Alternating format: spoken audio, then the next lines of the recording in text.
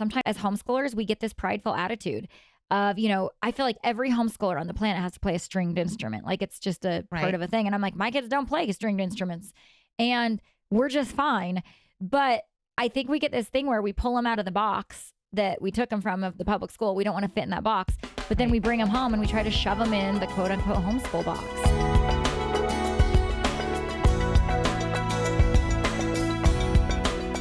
Here's the next question. It says, I have a friend who is very, in all caps, prideful about her kids and all of their amazing accomplishments. Ugh. Moment of silence to throw up for a second. Just kidding. Sorry. They homeschool and do schoolwork all the time. Again, in all caps. And she's obsessed with them being above their grade level. And they're all either amazing musicians and or athletes. She's a good friend, but we homeschool very differently. And my kids are just typical normal kids.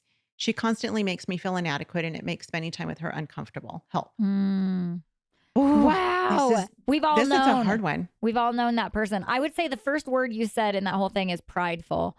Yeah. And I think what you need to know is she's struggling with pride and you need to pray for her because pride comes before the fall. Yeah, right before the fall. And haughty spirit before destruction. And honestly, what I find with people like that, they're super insecure. Yeah. And sometimes that helps me have a view of those people that I just want to puke all over. It helps me to have more grace to go, you're really, really insecure, or you wouldn't feel the need to do all these things, Right. And I just talked about this at a homeschool convention. Sometimes as homeschoolers, we get this prideful attitude of, I feel like every homeschooler on the planet has to play a stringed instrument. Like it's just a part of a thing. And I'm like, my kids don't play stringed instruments and we're just fine.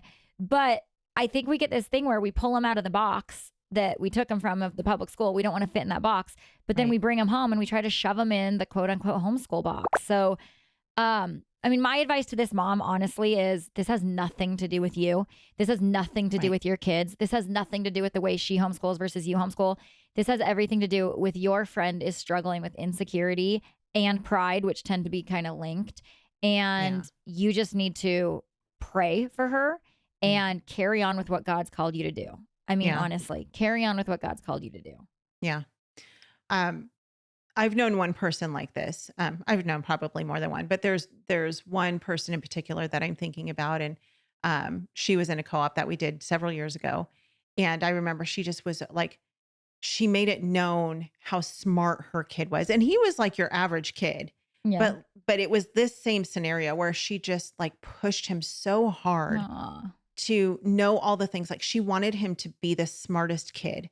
Right. And it was so hard to watch it because I just was like, and I mean, it was hard. I could have written this question because every time I would talk to her, I would feel so inadequate about my ability to homeschool because I was just like, oh yeah, my kid's not doing all that stuff. And she would kind of say it like nonchalant. It wasn't like well, my kid, knows the entire periodic table. Like it wasn't like that, but she would just say it kind of like in conversation, but it was intentional. Right. Like we had cookies yesterday after he said the periodic table. Like right, exactly. And the cookies were delicious.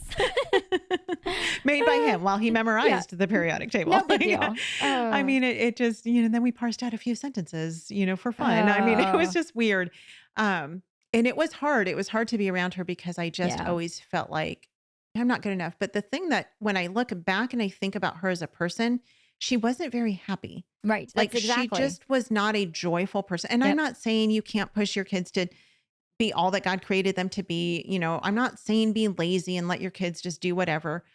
But I'm saying she just put so much pressure on herself. I think that she just wasn't a very joyful person to be around. And she didn't seem like she was very joyful ever. I mean, even I think her kids were even kind of stressed out by her all the time because she put so much pressure on them. So don't do that to your kids. I mean, I think if you are this mom who feels like you have to do all the things to somehow prove to somebody that you're doing this homeschooling thing well, right? Who are you trying to prove that to? Are you trying to prove it to God? Because if you're who and what God called you to be, you don't need to prove anything to him except your obedience to homeschool your kids. Right.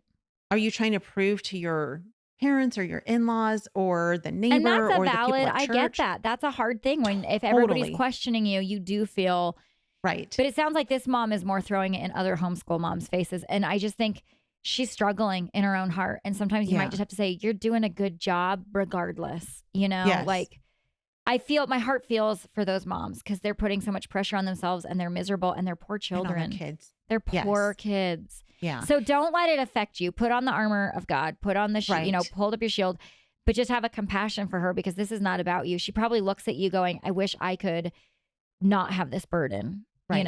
I wish I could just freely let my kids be normal and be okay with that. Right.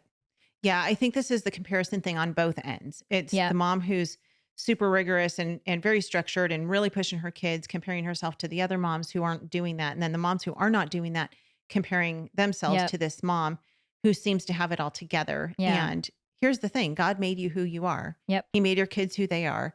And some kids are super smart and super duper gifted, and praise God for that.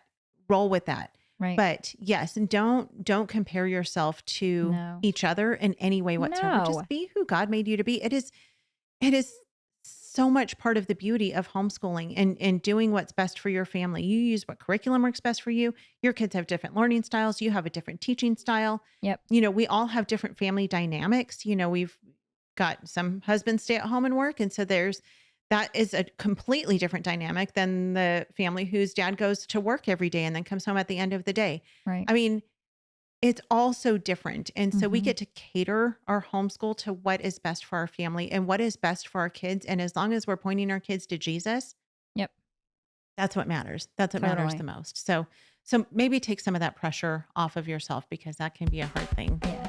Homeschool Insights is sponsored by CTC Math. If you're looking for a great online math program, visit ctcmath.com and try it for free. For more great homeschool inspiration and resources, listen to the Schoolhouse Rocked podcast every Monday, Wednesday, and Thursday.